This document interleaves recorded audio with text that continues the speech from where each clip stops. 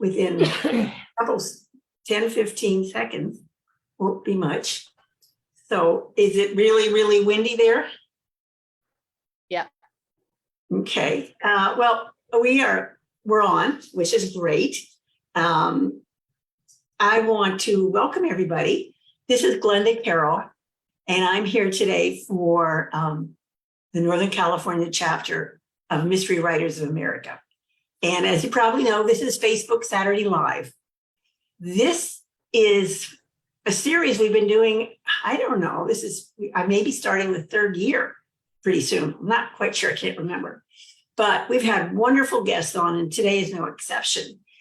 But before I go into introducing Laurie, I want to tell you that here in Northern California, it is a very blustery day. And the rain has stopped where I am, which is in San Rafael, just across the Golden Gate Bridge. But where Laurie is, it's still pretty feisty. So if we lose power and she disappears, I will put something in the comment section on Facebook, okay? So you'll know, and then of course we will reschedule. So today we're going to talk about the art of the rewrite.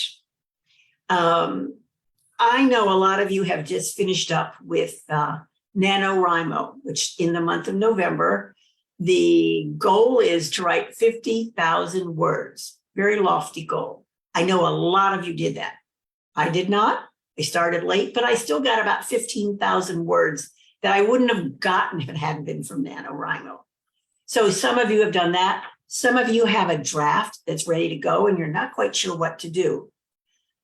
This is what Laurie's going to talk about, bashing your book into shape. Now, our guest today is award-winning MWA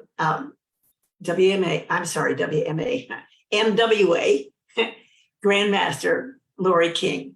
And she's going to give us some tips of how to do this. So, you know, you've got the bones of something there ready to go, but it's your next step that's really going to mold your book into an actual novel. If you have any questions, please, please, please put them in the comments section on Facebook. And when Laurie's finished talking, we'll come back on. I'll ask her questions. Okay. So, Miss Laurie, it is all over to you, and I will disappear as soon as I figure out how to do that. It's yours. Thank you. Hello, and as Glenda says, it is a very windy day here in Santa Cruz, and I am currently here. We will see how long I last. I am here to talk about how to do a rewrite, and because these are billed as concise talks about definite topics in the writing world. The key word here is concise, because there are entire books, there are classes, there are semester-long courses given on the rewrite process, and that's not this. What I am going to say has to do with more like a checklist of the sorts of things that you should focus on and in what order. And I will say that an awful lot of what I refer to in the course of the talk is included in any good how to write a mystery book. And I can particularly recommend this one, which seems to be backwards. Oh dear, sorry. How to Write a Mystery, editor Lee Child and Laurie R. King. In it, you have 70 crime writers, Mystery Writers of America authors who have either been asked or have volunteered their expertise on certain topics. And I would recommend that if you are, for example, if you're writing a thriller and you want some tips on how to make your book more thrilling, Meg Gardner's chapter on writing a thriller will do that for you. So keep that in mind, that this is a talk that is not intended to cover all the bases. I would have to speak much more quickly than I am capable of, and you would run out of ability to make notes. So I use this as a sort of supplement. I have the chapter on the rewrite process, by the way, in the handbook. So this talk is based sort of on that and not, because it's a talk rather than a chapter. So I personally love the rewrite process. I love that stage in a book. The first draft for me is a time of considerable trepidation. I am not an outliner. I am what I like to call the organic writer, planting a seed and seeing where it grows and what it grows into. And that means that what I am left with when I have a first draft is not really a publishable novel. You could be polite and put it that way, or you can say it's a dog's dinner or absolute crap. It is not a readable novel. And it's the sort of thing that I will give to my editor, but only with the caveat that this is not a readable novel. Fortunately, my editors have always known that I am focusing on the rewrite, and they trust me to get on with it. Otherwise, they probably would cancel my contract when they first saw it. So they're not really readable. I don't give people my first drafts unless they really need to see them. So you may be an outliner, in which case your rewrite is partly concerned with going over what you had in mind when you first started, and to see that you hit the points, you hit them when you want to hit them, and you don't have any changes that you particularly think need making. Or you may be an organic writer like me, who has some vague ideas going into it, what you want to do, but trust the process of knowing that this story is going to tell itself somehow. And also trust the idea that you can make it better. And that's what this is. So depending on whether you are an organic or an outliner, you will end up with a first draft that may have been produced in the heat of NaNoWriMo. 50,000 words in a month is a goodly amount of work. I would suggest that at that point you go to bed. You maybe cook yourself some actual meals. You maybe want to tidy the house, and you can see what happened to your cat if it got buried underneath the mail. But in any event, whether you've done it in a fast pace or whether you've taken 2 years to write your first draft, what you need to do is to put it down, to put it away, to let it go cold before you look at it. Because when you are close to a first draft, what you are seeing is what you think you've written, not what you've written. So you really need to let the draft go cold in your head, whether that is 2 weeks after an intensive write or 2 months after something that's seen you doing a lot of fiddling with it along the way. Let it go until you have trouble remembering exactly what it's about. So that is the point at which you can open your document and take a look at it. Now, I tend to work on paper, partly because I'm old school, partly because I don't work as well on a screen. If you've done most of your writing and editing on a screen, I would suggest that this might be the point to print it out, to look at it in a different way. Some people like to print it out all along the way so that they have that stack of paper. And that's great too. But when you are editing it, your first step has nothing to do with the corrections of a pencil on the paper. What you want to do is to just put the pencil away. Or if that's not possible, which I realize because some of us can't read a manuscript without a pencil in hand, Don't actually make any notes or corrections on the pages itself or on the screen itself if you're working on a screen. Have a separate notebook or doc that you keep track of your reactions as you're going along, because what you're wanting to do is the big picture.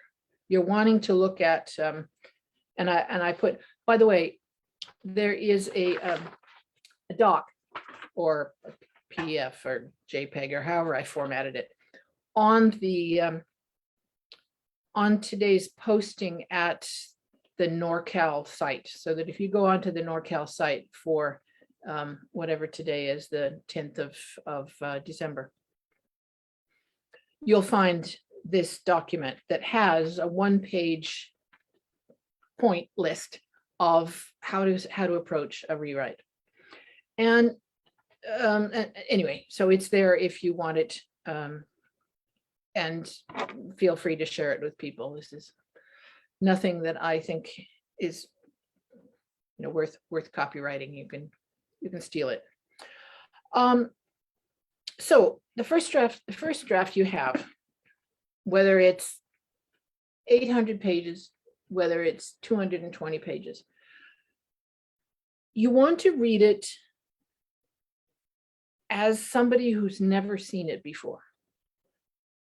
Somebody sympathetic who's never seen it before, not a hard-nosed editor. But what you want is to look at it and judge what is actually on the page rather than what you think you've put on the page.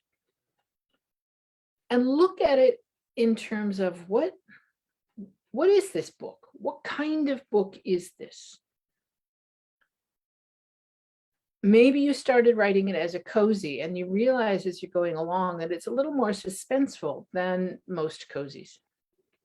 Maybe you aimed it for a thriller and it seems to be more a detective structure.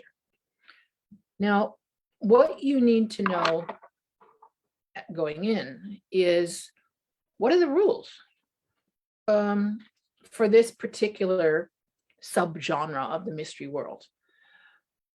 What is it that is characteristic of a cozy, a detective story, a traditional mystery, a thriller, a noir book? What is it that's what is it that when I am a reader and I pick up a book that is billed as cozy or thriller, what am I expecting there?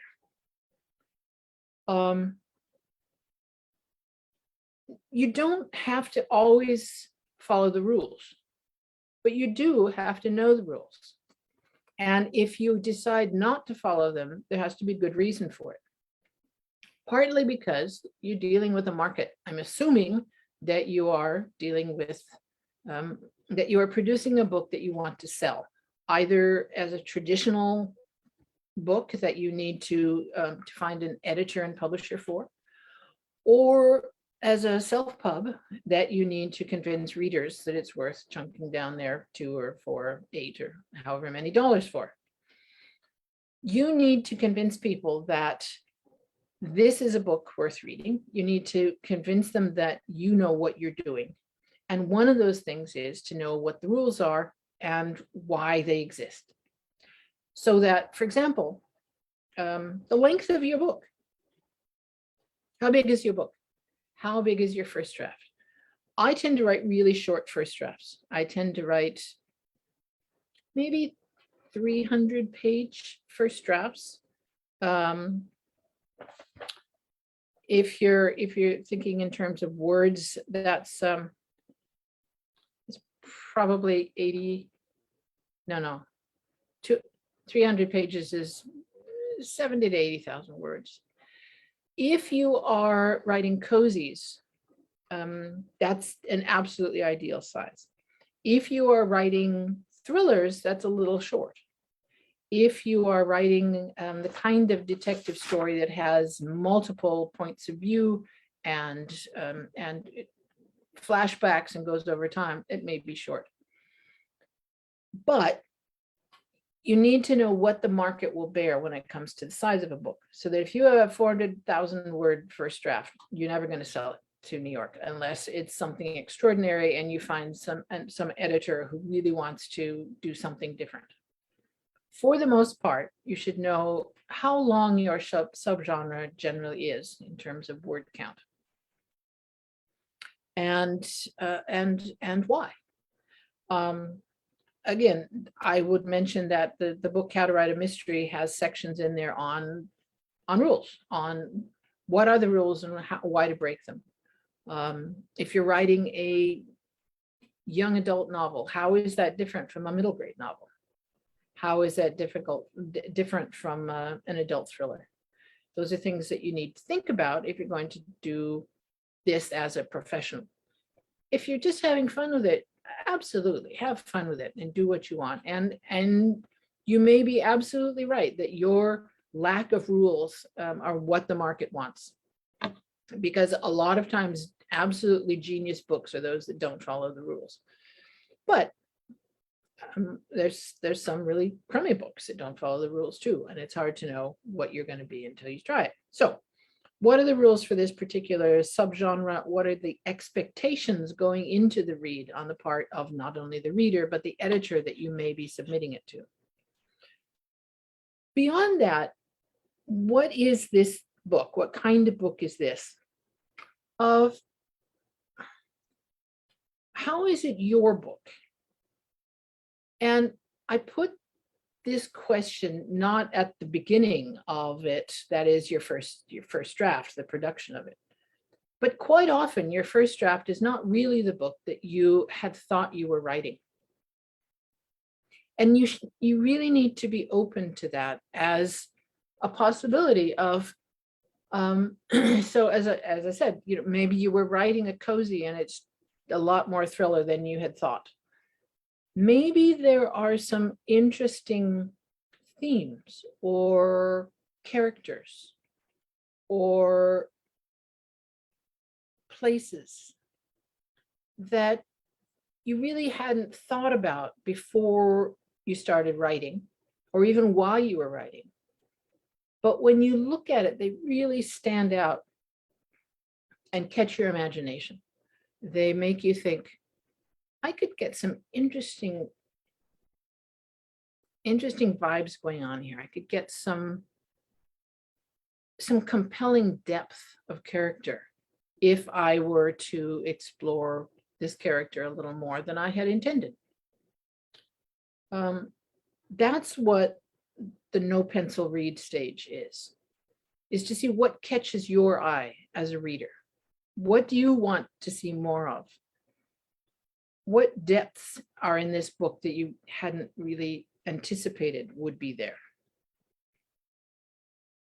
So when you have done that, and as I said, don't make your notes on the paper, and certainly don't make corrections on the paper. But keep a notebook, keep notes of what's going on and where it's going. And at that point, you then can look at the actual book with your pencil. At first, you probably will want to treat it more as a machete than a pencil, but you're looking at the structural changes at first, the architecture of the book, as it were. Again, how closely are you following the expectations for that particular subgenre? Do you need to reduce some of the characters? Do you need to take out, if you've decided you really want this to be a thriller, you'll want to take out a lot of the backstory and a lot of the exposition, a lot of the description, a lot of the humor, the things that get in the way of the plot moving straight forward, because a thriller is about thrills. And if you meander to the sideways and talk about someone's cupcake bakery, that's going to be just too confusing for your reader. Look at the opening. Does it set a theme for the book? Does it introduce the characters? Does it really give you the flavor of where the book is going? Does it grab you? Or is it a dump of information and backstory? If it is backstory, if it is stuff that doesn't absolutely have to be on the first page, think about how much of it you could put afterwards, how much of it you could reduce into snippets of a paragraph here and a paragraph there, or a bit of dialogue here and there. And how much of it is actually possible to just leave out entirely. I always find with my first drafts, I always find sections of both description and plot that I can cut, even though I write short. I end up cutting these because it meanders, and it's a sign of my brain trying to figure out what it wants to do. And when I come across those sort of sideways loops, if I can't tie them more directly into the action, the characters, the setting, what's going on right there in the plot, it probably doesn't belong in. So I cut it, and I always have this folder that says cuts to be used, and I'll go through them and see if there's any that I absolutely have to put in. And almost never are these valuable pieces of writing ever put back into the main draft. So, but they're there. I never just cut them. I always just cut them and put them elsewhere. So, take a look at the plot. Does the plot make sense?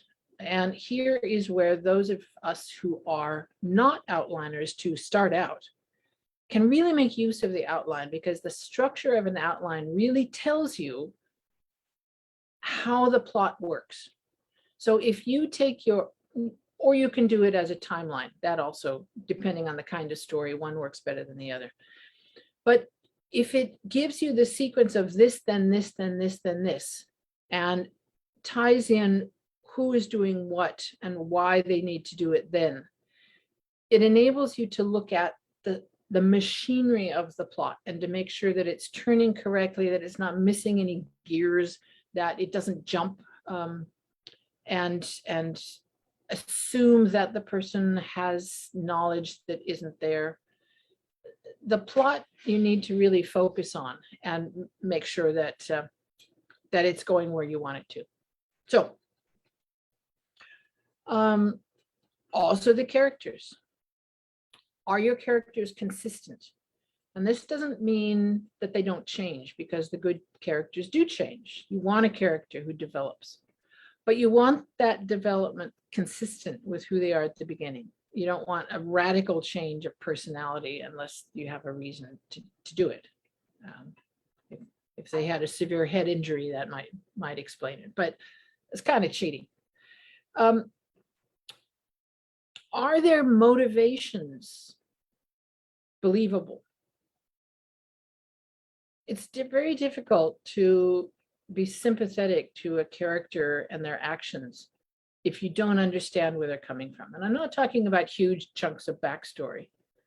You don't really need to know about your character's traumatic childhood in detail to get a sense that they had a traumatic childhood, and that we should expect that to have an influence on what they do and why.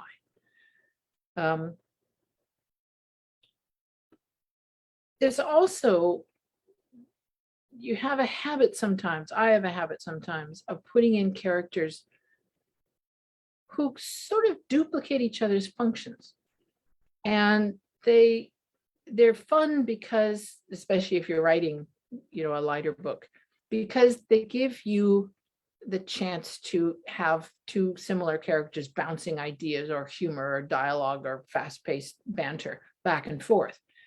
But in fact, if you step back and look at it, those two characters could every bit as easily be one, and that would enable the reader to keep track of just one character rather than try and keep track of which one is talking now.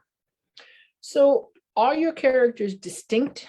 Are there speech patterns? Are there backgrounds? Are there jobs? Are there physical descriptions distinct? And are they consistent? Subplots. The temptation is to put in just fun stuff you like in subplots. Sometimes you can get away with that, especially if you're writing a series that has a lot of humor and humanity in it. If you're writing, especially if you're writing a standalone, you may not be able to do any of that at all. You may want any subplot to feed directly back into the main plot. So you need to take a close look at, if you have a case of a missing child as your main plot, what subplots would go with that, would feed back into it, would increase the suspense rather than lessen it. Keep an eye on your subplots there. The pacing. Does your suspense build and then back off a little to let the reader take a breath, and then build again, and then maybe back off a little more, but not too much, and then really build towards the end? Because that's the kind of pattern that you want in there.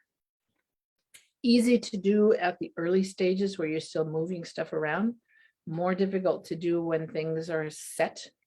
So take an eye. You might even want to, there's a couple of books on plots and pacing that show a diagram of the sort of like a path on a hillside of going up and then down and then up and then down and then up. And those as you are working your way through it and shifting material around, see how much of that you can use to build that pacing pattern. Your setting, your research, your facts that you're building things on. This stage, you have to make sure you have those right, because there's nothing worse than getting to the very end of a book and discovering that some absolutely key element is not a fact that you assumed it was. And that's that's the kind of thing that really creates a lot of problems in a book. So that if you're writing historical stuff, make sure you know exactly what was going on then. If you are writing police procedurals, make sure you know what the cop can do and what they cannot do. And if you need them to do something they cannot do, to explain why they're doing it that way. If you're writing for kids, make sure you understand how kids like that work. Don't assume that they're just short adults.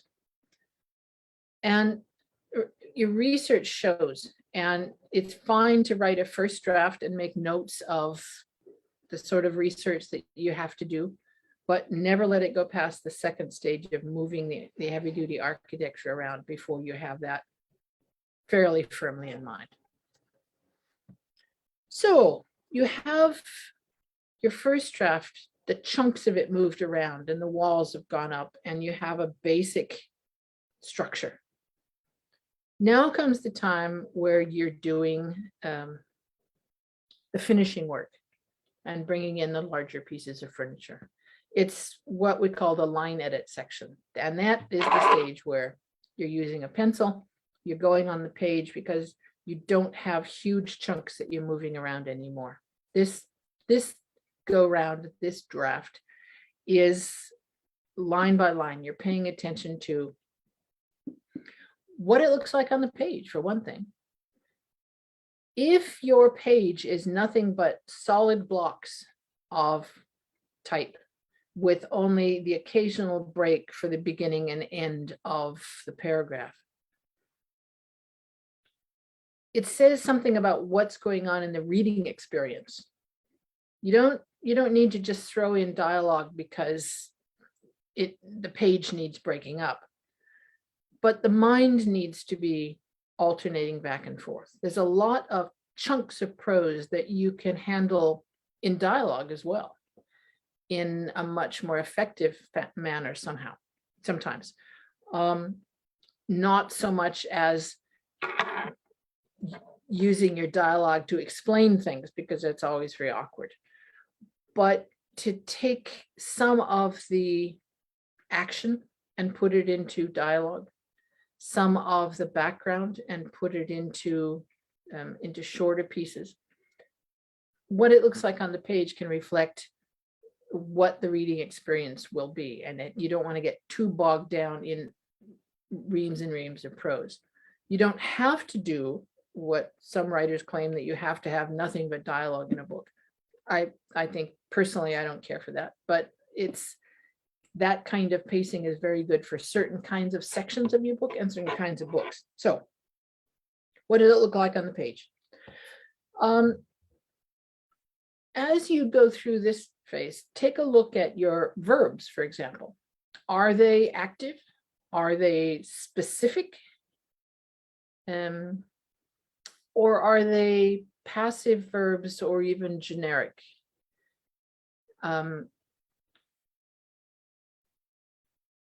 The exact verb is a much better way of putting something in than using a phrase of either adverbial phrase or an explanation tucked into the paragraph somewhere. Active verbs are good. Setting. Your setting that you have put in and taken out and moved around. Take another look at it. How is it supporting the characters and what they're doing, the plot and where it's going? Setting can be very subtle as a way of moving action forward, as a way of explaining how a person is feeling, as a way of comparing two characters, the setting that they're in. There's a lot of things you can do with setting that you don't think of setting as being action and character, but it very much is. You might also want to go through at this stage and do a sort of analysis of those kinds of odd words that you tend to overuse: the glance, the shrug, the smile, the sigh. Those, they're clutter words. And the adverbs have an odd way of counteracting what they actually say, so that very smart is somehow less effective than just calling someone smart. Do a search for the kind of adverbs that you tend to use and see if you overuse them. You might also take a look at how often you use words that end in ly, the adverbial ending, and see if there's some of those that you can replace by a more active verb. Just because they clutter. They're not wrong. I'm not saying that adverbs are wrong. I believe in adverbs. I'm a fan of adverbs, but they do occasionally stand in for the correct verb. They're a shortcut, and they're not as good as the correct word to start with. So you have this manuscript that you've taken from what is this book about, to how do I make this book more of that, to the line edit that really refines what you're doing. But before you settle in, you have to make a final kind of clear up. And I say that the best way of doing this, now for me, because I'm traditionally published and I have an editor, and she has an assistant editor who also gives feedback, and there's a copy editor who also gets her say in things, that I tend to wait until the end to do this, because the changes are subtle and small. And all the things that have gone before that, I don't want to introduce problems that I can't catch. So I tend to have very late in the process, I tend to do my loud read. And I say, you must do this aloud. You must do this yourself in a full voice. I prefer having it a printout because it's easier to focus on than a page on a screen. You don't want to do it for more than an hour or so at a time, because you want to keep your mind really paying attention to what's doing there. So do an hour, go do something else, come back, do an hour, do something else. But you need to read it full voice, not under your breath, not quickly, and not paying. You must you must pay attention to every word, because what you're listening for is all those things that don't show up on a page. You have these odd echoes that you didn't notice, that you repeated one word in three times in a sentence. I once used the word back 4 times in 4 different ways in one sentence. It's it happens.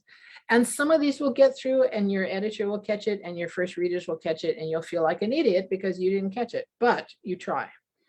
So you're listening for the odd echoes, the homonyms that when they're read aloud are going to be a different word.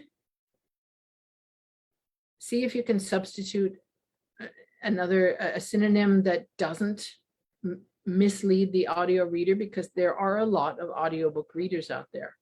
And to have an odd word in there that makes the mind think that it's one thing when on the page it's clear it's not. You want to make sure that it sounds right. And repetitions. You have these odd repetitions, as I said, you kick in there that you hadn't intended of doing, of phrases and words. This is also a stage that I find that I listen for wordy passages. When I'm writing, especially if I'm trying to work out a plot line, I tend to make it very wordy. But it's the brain kind of working things out. I usually catch those along the way, but this is your last chance to catch those. So that if there's some place where your character is kind of looking at something and thinking, and then that's a place to say, what is actually going on here? Let's reduce down to that. And then there it is, instead of you thinking about it. There's also, it's quite common to have plot elements that have kind of not got corrected along the way, so that your first draft, you had someone learning something on page 40. Your second draft, they didn't learn it until page 140, but the reference to it is in the middle. This final draft has that reference, but you need to move it. You need to get rid of it because it no longer is something they've already learned. So you're listening for those odd plot elements that didn't get tidied up and that you forgot were there. Do you head jump anywhere?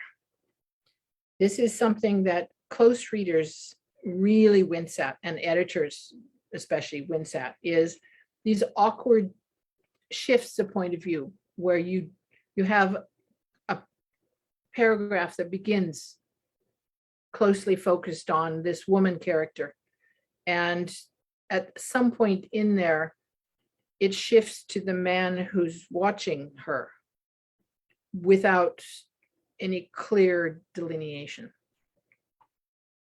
It's possible to do it, but it's really difficult, and why? So if you have points of view that change, make sure that you signal where you're doing that you've signaled where you've changed that point of view. And all the tidiness things.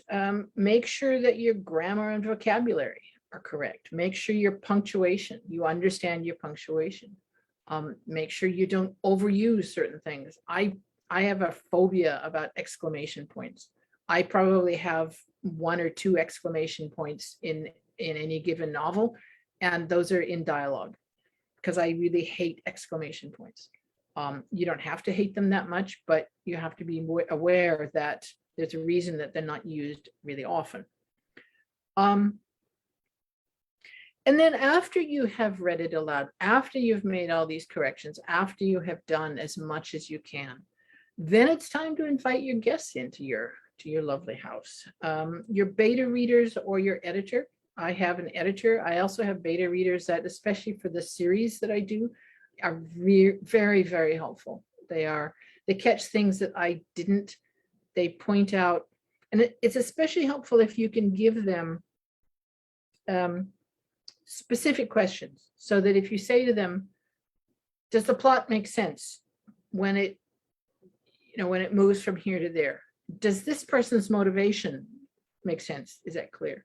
Can you tell all the characters apart? Do you know where you are at any point? Those sorts of things. If you can give your beta readers even a list of half a dozen specific questions to get them in the line of looking at the book as a writer rather than as somebody who's just enjoying a story, beta readers can be enormously helpful.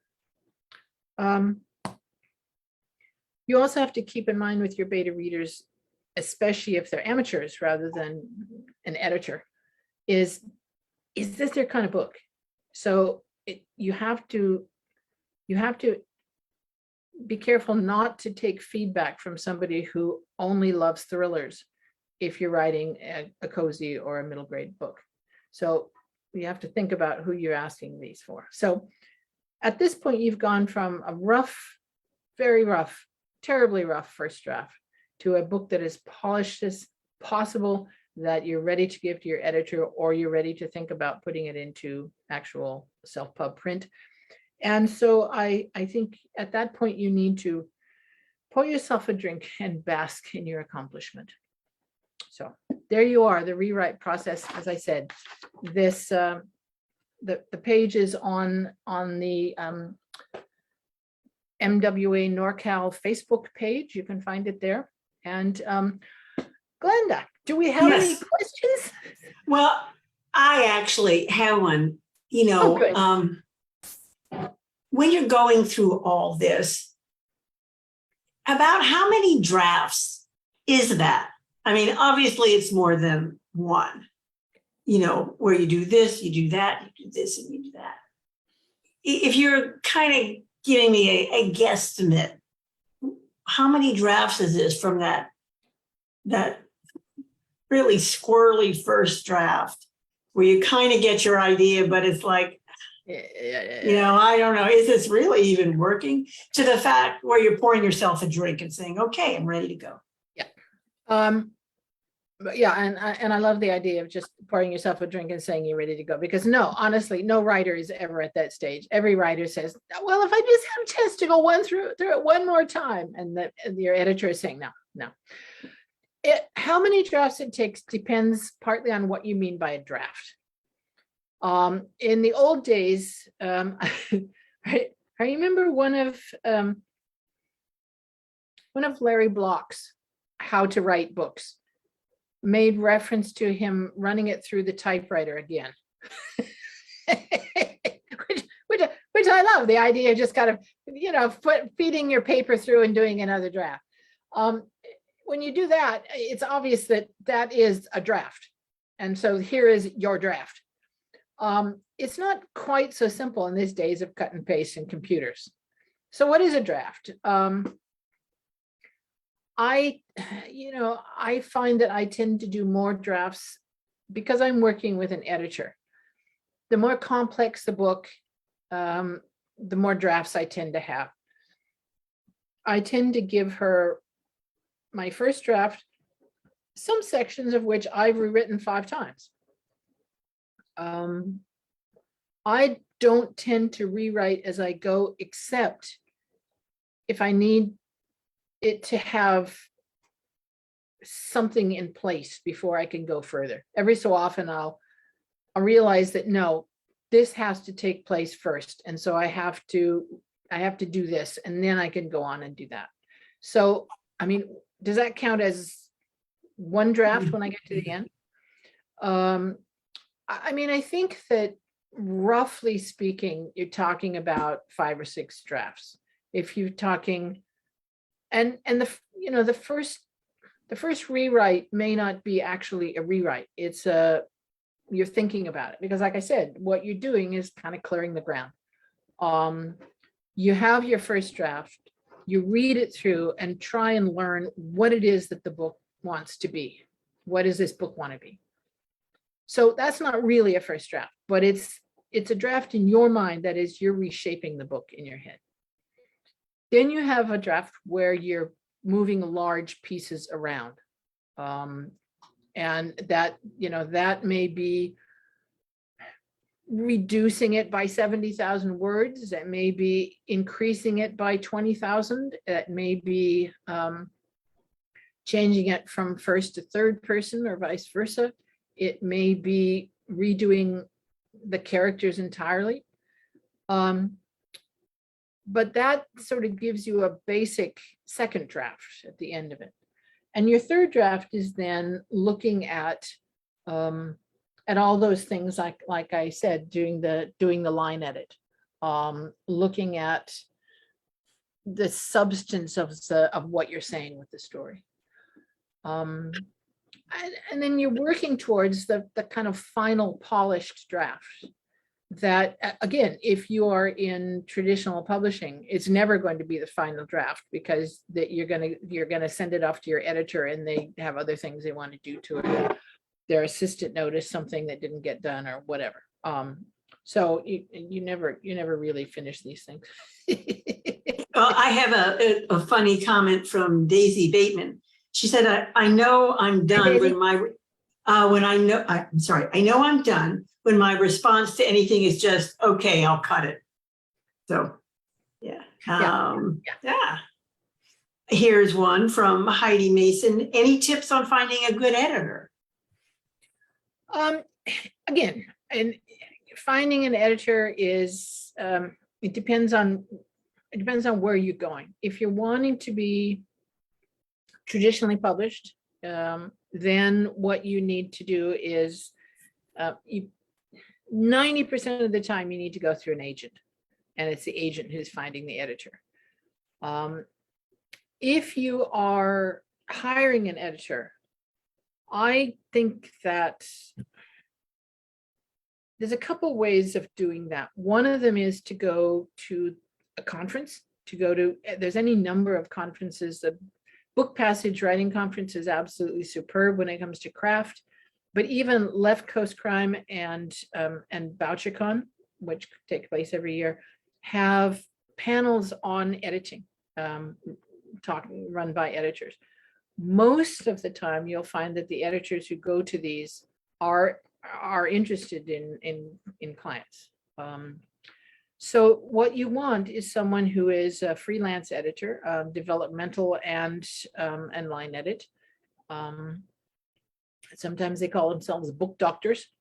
And there's, like I said, there's a lot of them who go to these conferences. But the other way of finding good people is to post a question on one of the forums. Post a question on the MWA, Sisters in Crime, both have forums that if you say you're looking for help in developing your story, that's an early stage, you're still working on your first draft and you need to know where it's going. That's one thing. If you're looking for someone who can take your manuscript all the way up to the complete self-pub, then you're wanting someone who does more intense things, but you need to get recommendations and to see how they work. Okay. You answered this partially before. Marjorie Tucker asked about, do you feel it's helpful to reading your work out loud? And I know you just talked about doing that towards the end. Should you kind of not do that towards the beginning, or what do you think?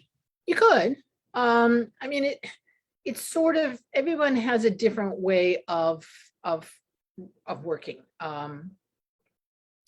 Some people, like when they come to a difficult spot, they find writing it longhand helps. Some people find that they, by dictating it, it goes a certain way. Some people find that if they, if you're stuck in the plot, most of the writing software has a voice version. You can have it. I mean, it's not good in the sense that it's not read emotively, but if you're trying to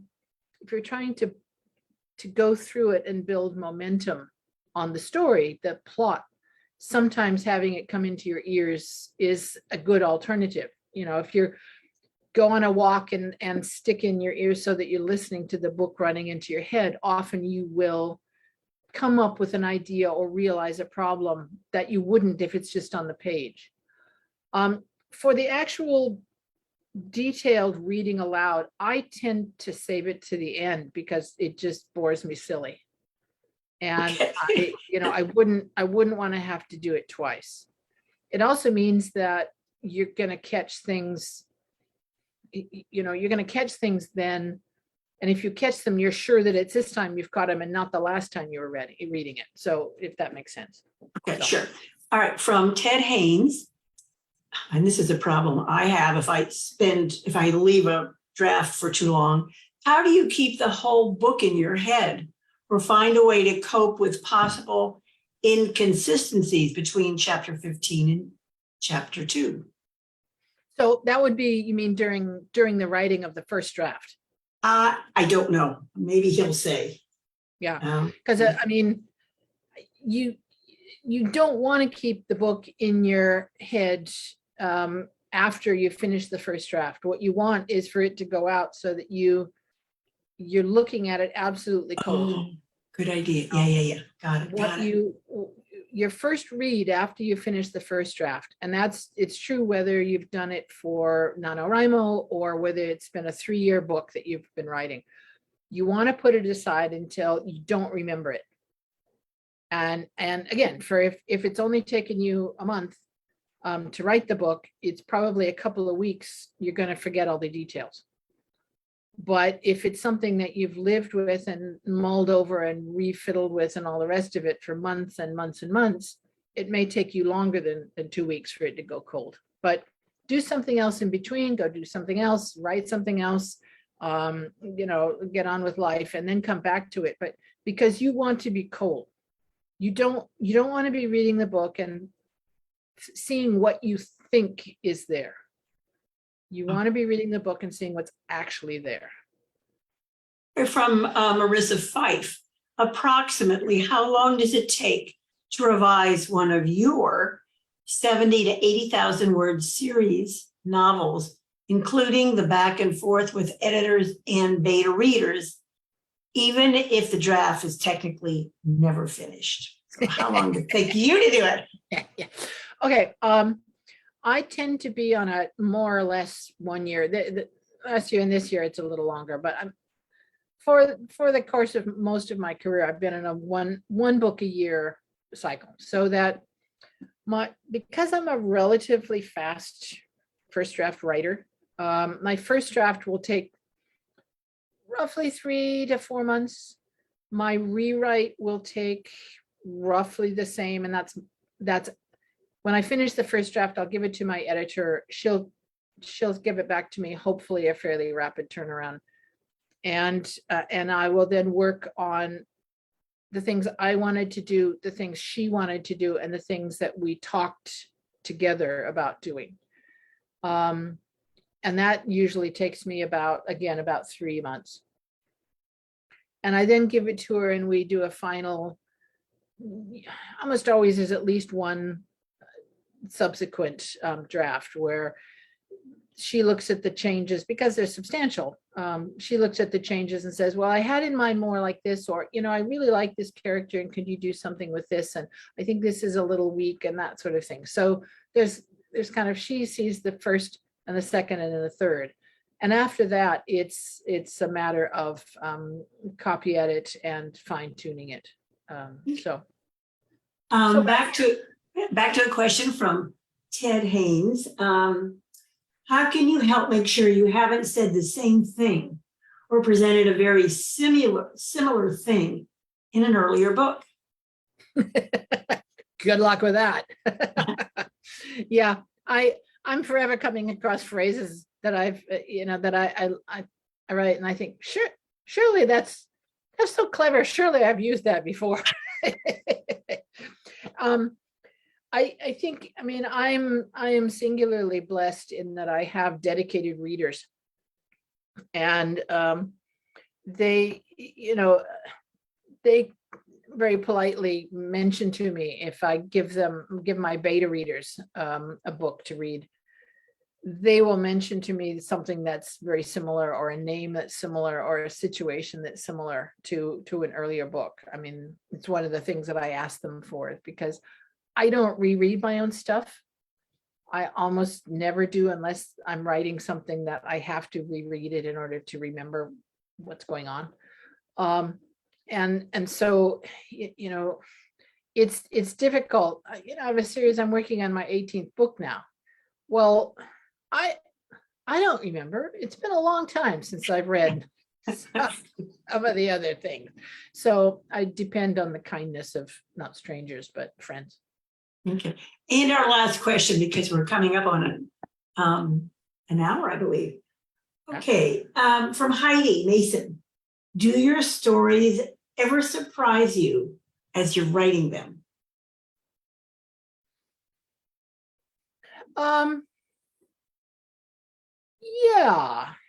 Yeah. I mean, I surprise myself often when things actually work. Because, you know, one of the problems of not having an outline is that you just don't know how you're getting there. I mean, I quite often have the kind of final scene or situation or status in mind as I'm writing. I know where I'm going, but I have no idea how I'm getting there. And I will often find that I've absolutely written myself into a corner. I haven't a clue what, you know, how I'm going to get out of this. And so I'll go and have a walk or a swim or do something like clean the oven. and it'll come trickling back. And I'll, you know, those of us who outline, who don't outline, I think have an outline in the back of our heads that sort of keeps track of what we need to do. So that's the only way it makes sense to me is, you know, that somebody back there keeps track of things because I don't know. So. Well, thank you so much, Laurie. If you have a chance to look at the comments on Facebook, you'll see that people really appreciated this. Well, thank you.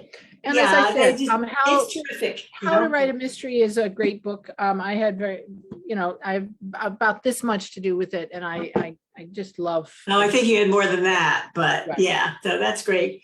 Again, thank you to Laurie. Thank you to all of you who have been watching and listening and writing in your comments. It means so much to the person who's speaking and me, because we learn so much from each other.